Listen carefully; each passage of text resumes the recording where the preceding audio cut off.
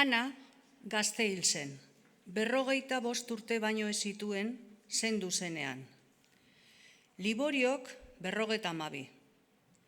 Liborio hil zenean sekulako euritea izan zen, eta ibaian lotuta zeuden ontzi asko ondoratu egin ziren ekaitzarekin. Tartean, 2 amigos hura. Kano, Bilbon bizi zen amona Anaren anaietako bat, ondarroan geratu zen egun batzuetan, Liborioren hileta eta gero. Mekanikoa zen lanbidez Kano, eta ontzia ur azpitik aterarazi zuen, motorra atera, eta bere iloben laguntzarekin etxeko salan montatu zuen berriro.